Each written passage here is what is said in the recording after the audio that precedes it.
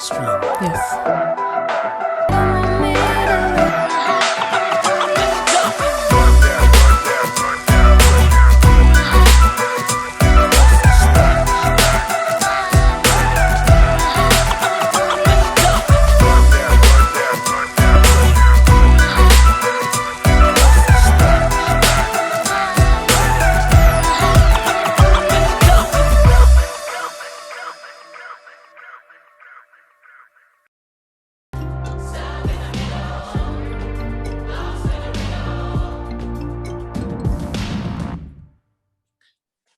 Woo! Whoa, yes, guys, this is Andrew from Visions TV Online. I hope you are doing really well. Obviously, I'm here online with an interview from the United States. We always get our people, international artists coming online with us and spending some time and sharing their music. We get to ask them some questions about them. And you know what? This one is a very interesting interview that we're going to have today. This guy, he's just released his new EP, and we're excited to hear about it. We want to know more about it. And his name is called Ephraim. How do you pronounce it again? Bugumb. Bugumb. So we're going to find out more about Ephraim and to find out what his music background is, where did he get his influence, and we just want to take it from there, you know. So Ephraim, welcome to Visions TV Online. How are you doing? I'm doing great. Thank you so much for having me today. No worries. Listen. There's one question I really want to ask you, you know. Yeah. Are you really camera shy? That's a good one. Not very. No. A reason why I answered that question, guys, is because one of his tracks as well on his EP is called Camera Shy. So I thought, let me just ask him that question if he really is. So, listen, we just played Storm, right? And tell us more about that story about Storm and how did that actually come about? Yes. So I was in 2017, I think 2017, 2018, I was on a mini tour. I was just performing in different cities. And then I remember my last tour was in New York and New Jersey. And I was done with that. And then while walking through the terminal, landing back in Illinois, in Chicago, I just started humming this melody, just da da da da da da da da da da da da da. I didn't think much of it, so I just, whenever I get a motivation and an inspiration like that, I just pull out my phone and record the melody and, you know, save it for later. And I did that. And got home, was hanging out with my wife now, my girlfriend at the time. Yeah. And I just felt inspired to write that da da da da da da da da da da. The melody just kind of came to me while I was just hanging out, and I was like, "Give me my phone." Took it and I recorded that too. And then a few weeks passed by, and my good friend Isaiah Obi, he reached out to me, said, "Hey man, I'm in the mood to produce.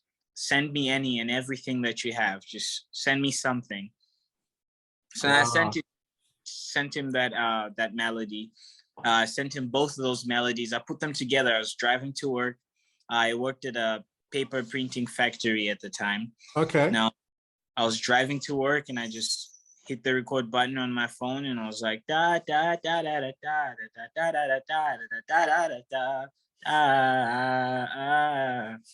da da da da, and I just sent him that melody and I was like, go crazy. Then he sent me back that beginning part of the beat where it goes. Yeah. I was blown away. I was like, yeah, I like this very much. And that's pretty much how Storm came about. Yeah, that was the beginning. Then I of course had to tap into the emotions I was feeling when I was inspired, when I got the inspiration for those melodies. Then went ahead and wrote the lyrics, had a bunch of friends over. I had a photo shoot. One of Obi's friends was a photographer, and she was going to come take pictures for me that I was going to use for my social media and my website and all.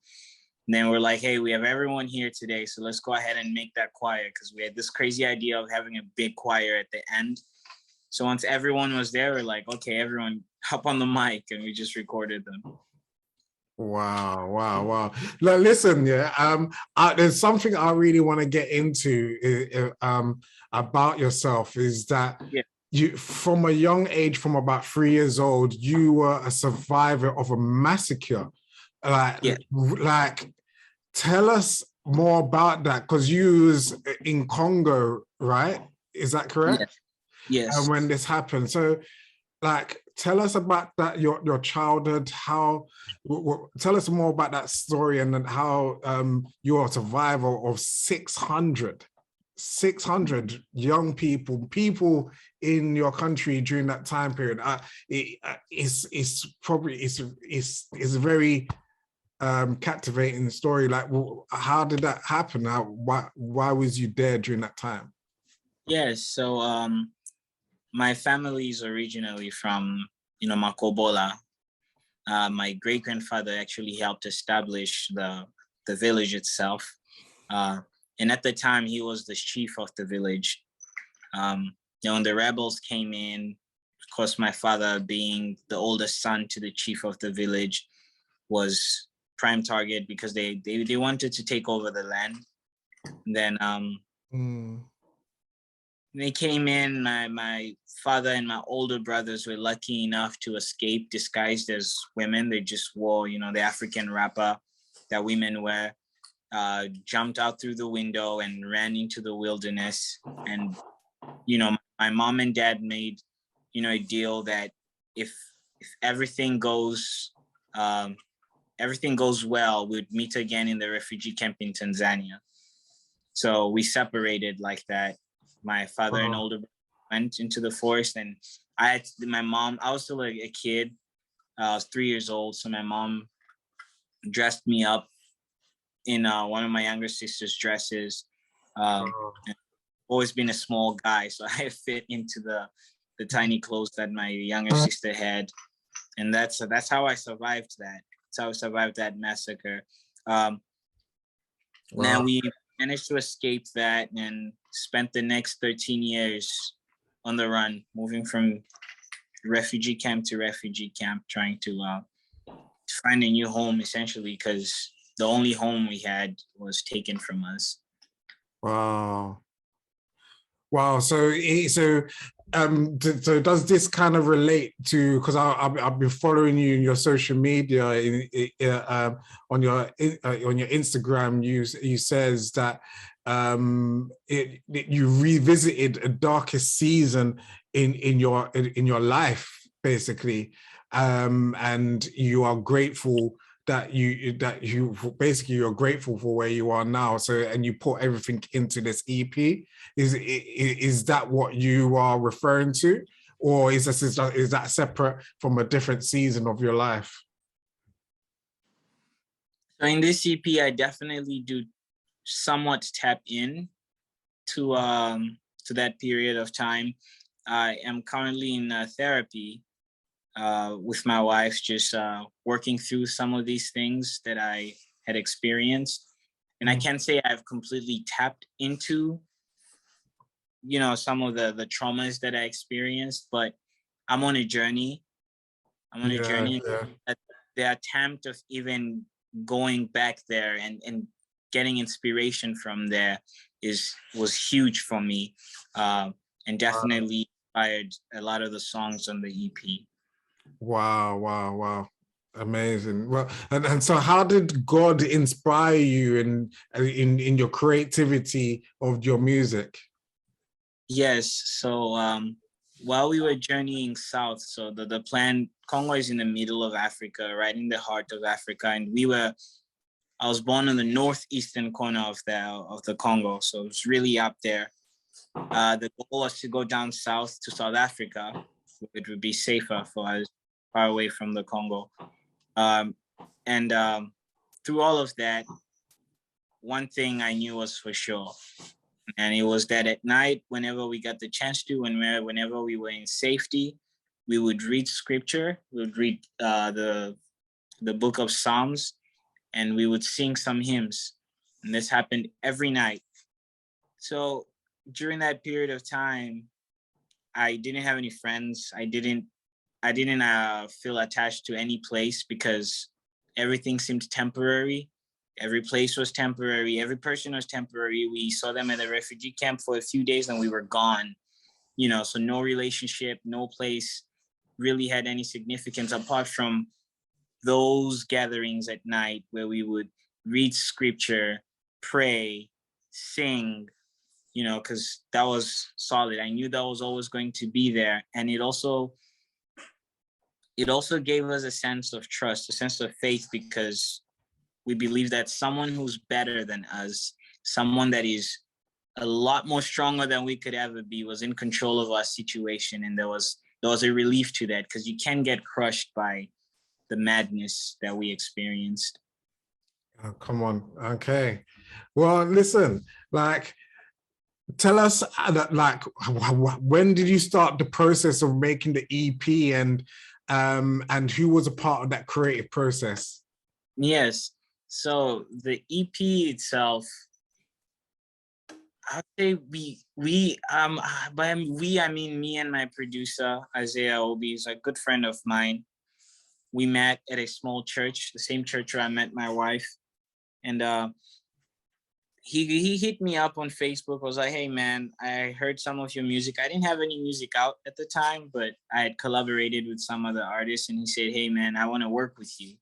Let's create, you know, let's create something. I was like, okay, cool.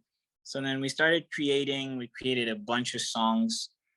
Then eventually Storms was ready. So we're like, hey, let's release. We released Class Clown. We released Class Clown. Then we released I'm forgetting my own songs' names. Then we created and released Storms. And then I had a moment on TikTok when one of my videos went viral. Yeah, you're doing really well on TikTok. You got about 60,000 followers, something like that. About yeah. So it's been a blessing. It's wow. Of course an up and down, a roller coaster ride with TikTok. It's never really consistent unless you get to a certain point where it's solid. And we're hoping for that. Yeah. But yeah, so TikTok happened. Then we were like, hey, let's get this done. Let's put some of the songs that we already have going together and let's release a project. And I was like, cool. So then we went ahead, Isaiah Obi and myself. He lives in a state that's like 3 hours away from me. So we did everything virtually, where I would create at my place, and then I'll send the stamps to him and he'd create, and we'll go back and forth like that. All right, cool. So let's get to this part of the interview where we talk about fun facts. Tell us about yourself. Give us what type of hairstyle do you usually go for when you go to the barbers? I'm bold. So straight up bold, like everything is gone. Right now I haven't shaved everything, so it's kind of weird. It looks a bit patchy. But my family, all the men, you get to a certain age, the hair in the middle of your head just vanishes. So I didn't even make it to 19. I was 18 and the hair was fading away. So bold. Okay, cool. What do you do? What kind of toothpaste do you use to brush your teeth in the morning? There's Sensodyne. Sensodyne. Okay, yeah. Cool. We do have Sensodyne in the UK. Yeah, we do. Yeah. What do you do to keep fit? I play soccer. I'm a footballer. Oh, okay. You play soccer. Well, who's your favorite football team? FC Barcelona. Okay, boss. Okay. All right. Okay. And how long you lived in the States for? 8 years, going to 9. This coming year is going to be my 9th year in America. Oh wow! So is that where you're going to be for life now, or are you going? Yeah. Yeah. You're not considering in the UK at all? No? The UK, I would love to visit the UK. No, because it seems like it's okay. It's okay. You can stay over there, you know. You can stay over there. I would love to visit the UK. I think it's a beautiful place. And name me your top 5 countries that you've visited or would love to visit. Okay, so and I why? would love, gotcha. I would love to visit Ethiopia. Yeah. I would really love to visit Ethiopia and Somalia, Eritrea, just because I feel that a lot of African history is somewhat still preserved over there. Wow. Yeah. I think it will be awesome to study that. And then, of course, would love to visit back home. I, of course, can't stay anymore because it's dangerous for me. But it would be nice to visit back and just, you know, kind of see where I came from. And then the UK, of course, you know, I'd love to watch a Liverpool game. Okay. Live. Yeah, I love Liverpool because of Sadio Mane, of course, and Mo Salah. I'd really love to visit the UK, Spain because of Barcelona. I would love to go watch an El Clasico at the Camp Nou. South America, I would love to visit Brazil because I speak a little bit of Portuguese and I think it'll be nice to exercise that. Okay. And Madagascar because it sounds like it would be a great experience, you know, because it's the people of Madagascar's history is just very interesting to me. Yeah. I want to visit that place and kind of learn the culture a little more and understand it. Okay, cool. That's so interesting. The countries that you mentioned is not the usual countries that people would say. So, and that was quite cool to actually get that insight from yourself. So tell people where people can actually find more about you, because I know that you did something with NPR music as well. So yes. How did that come about? There was the Tiny Desk contest where every year they open doors and people submit their music. And I got to submit a song and it was a standout entry. So then they reached out and asked if I wanted to do an interview. So I went ahead and did an interview with them, and and then they wrote up about me, and it was a blessing, you know, that I was able to share my story on such a huge platform. Wow. Wow, amazing. You know, that they're going on doing something with Tiny Desk, that is huge. It's quite huge. So congratulations. Thank you. But before we go, we can't leave without you doing a rendition of one of your songs or any song that you like. So I'm giving you the floor just to do your thing. Gotcha. So this, let me see, which one should I do? There's the first song on the EP, Golden Blood. I wrote it when I was riding a bike down. So there's a lake in Chicago called Lake Michigan, and I live right by it. You can kind of ride. There's a path where you could ride a bike, and I was riding a bike down there one day. And, you know, the breeze, it was hot. It was in the summer. Breeze was coming against me, you know, and I could hear the waves crushing against the side of there's like concrete blocking the water from the city. And then I was listening to some beautiful music. And I thought to myself that was a childhood that I deserved. You know, I didn't deserve to be on the run, thinking about getting murdered by people because of the place I was born at. So I wrote the song. So I stopped the music I was playing and just started like writing Golden Blood. I'll sing that one. I like that song a lot. Okay, cool. Which part? Okay. Run, fall, get back up, can we go again? 5 more. You've got an extra two. Fight with snow, summer. Childhood I wish I had. God, I hate running from a gun. God, I hate running. 99 was the worst year, but I never had doubt on own greatness. Victim of political violence. I still got diamonds in my pocket, golden blood in my system. Golden blood in my system. I fear no one but the Most High in Kolo. I fear no one but the Most High in Kolo.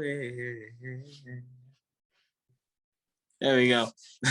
Yeah, boy. You got a little talent in there, boy, for real. So, yeah, you got a unique voice. Thank you. It reminds me of Miley kind of voice as well. Yeah, so. Oh, wow. Thank you very much. I love Miley. Yeah, man. I love it. Well, listen, thank you for coming on Visions TV Online. It's been an honor and privilege. I'm looking forward to like seeing the progress with your EP, and listen, just keep on doing what you're doing. I pray that God will just continue to bless you and open more doors and opportunities for you. He's already got you. He's had you from the day that you've been born. So you just carry on and be staying steadfast within his blessing, because you are a child of God and no other, you know? So I pray that over your life, just to keep in God's presence. All right. Thank you. Thank you very much. All right. Oh, tell everyone where they can find your music. Yes. On every streaming platform, if you just type in Ephraim Bugumb, you just hit it on Google and I'll literally pop up. You can go on YouTube. I'm on Spotify. I'm on Apple Music, Amazon Music, SoundCloud, Deezer. So on every platform. Or follow me on my social media. If you follow me on my Instagram, it's just Ephraim_official, Ephraim B_official. And the link in my bio will take you to everything that is me. All right. Well, thank you for coming on Visions TV, and God bless you. And make sure you check out his music, guys. Check him out. Please do. All right. God bless. God bless. Bye.